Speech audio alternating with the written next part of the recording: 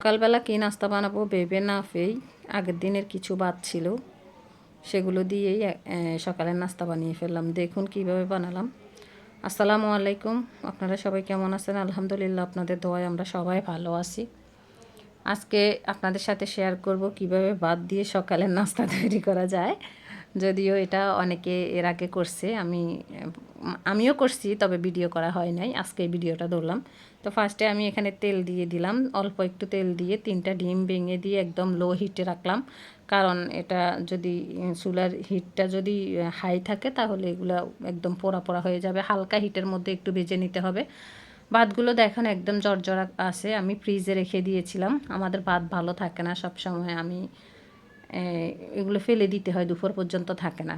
এরপর এখানে আমি একদম তেলকে টাটকা গরম করে নিয়ে এখানে একটু পেঁয়াজের বেরেস্তা করে নিচ্ছি। পেঁয়াজের বেরেস্তাটা দিলে কিন্তু খাবারের যে খাবারটা তৈরি করব এটা এটা ফ্রাইড রাইসের মতোই ওই রকম টেস্ট আসবে, ভালো আসবে টেস্ট। সেই জন্য আমি একটু পেঁয়াজ বেরেস্তা করে নিচ্ছি।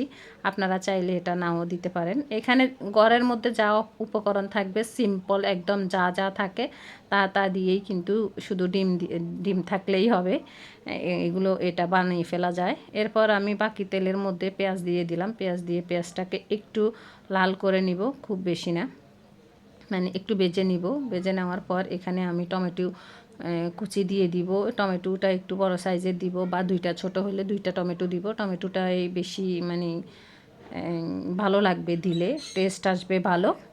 তো টমেটোটাই একটু বেশি দেওয়া উচিত। তো টমেটো কুচিটা একটু গলে আসলেই এখন আমি দিয়ে দিব এখানে আদা পেস্ট এবং রসুন পেস্ট, আপনাদের পরিমাণ অনুযায়ী দিবেন। এটাও স্কিপ করতে পারেন, কারো কাছে যদি এটার স্মেল ভালো না লাগে তাহলে এটা স্কিপ করতে পারেন। এটা একটু বেশি করে ভেজে নিচ্ছি, কারণ যেন বাজে গন্ধ না আসে, সেই জন্য একটু ভালো করে ভেজে নিচ্ছি। এরপর এখানে দিয়ে দিলাম পরিমাণ মতো লবণ দিয়ে আরও কিছুক্ষণ এটাকে ভাজা ভাজা করে নিচ্ছি মশলাটাকে, যেই টমেটো ছিল টমেটোটাকে। এরপর দিয়ে দিলাম গাজরের কিউব করা গাজরটা দিব। এখানে কুচি করব না, চাইলে কুচি দেওয়া যায়। তারপর আমার কাছে মনে হয়েছে যে কিউব করে দিলে এটা দেখতে সুন্দর লাগবে, খেতেও ভালো লাগবে। এবং কাঁচামরিচ কুচি এবং ফালি দুইটাই দিলাম।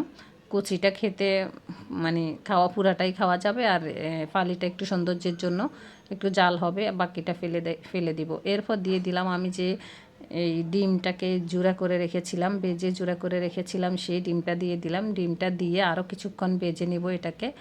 একদম খুব বেশি হিটে রাখবো না, চুলার হিট একটু মিডিয়াম হিটে রেখে এই কাজটা করতে হবে, না হলে পুড়ে যাবে। এরপর দিয়ে দিব যে ভাতগুলো ছিল আগের দিন রাতের ভাতগুলো, দিয়ে এগুলোকে আবার ভালো করে নেড়ে ছেড়ে উল্টে পাল্টে এগুলোকে হাত দিয়ে ভেঙে নিতে হবে। এটা তো একটা চাকা হয়ে থাকে বা ভাতগুলো, এগুলোকে আগে ভাতগুলোকে আমরা জর্জরা করে নিব হাত দিয়ে ভেঙে। এরপর এখানে আমি দিয়ে দিব 2 চা চামচ থেকে একটু বেশি সয়া সস। এরপর দিয়ে এরপরে এগুলোকে ভালো করে আরেকটু নেড়ে ছেড়ে নিব।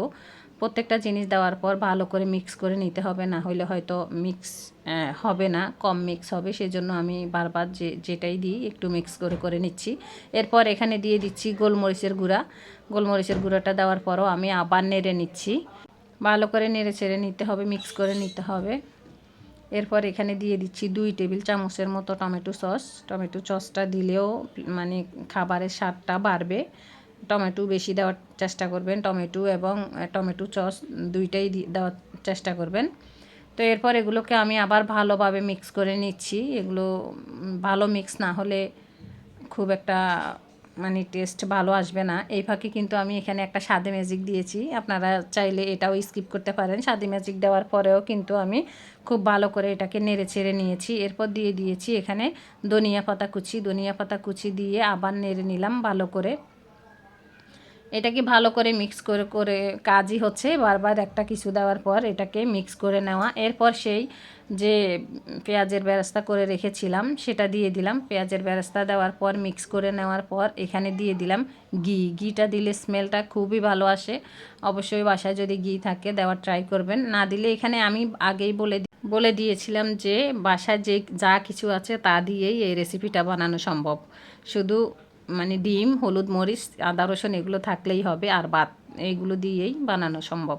তো হয়ে গেল আমার সকালবেলার নাস্তা। এভাবে আপনারাও বানিয়ে ফেলতে পারেন, বানিয়ে সবাইকে চমকে দিতে পারেন। তো সবাই ভালো থাকবেন। ভিডিওটি যদি ভালো লাগে লাইক কমেন্ট শেয়ার করে দিবেন। আসসালামু আলাইকুম।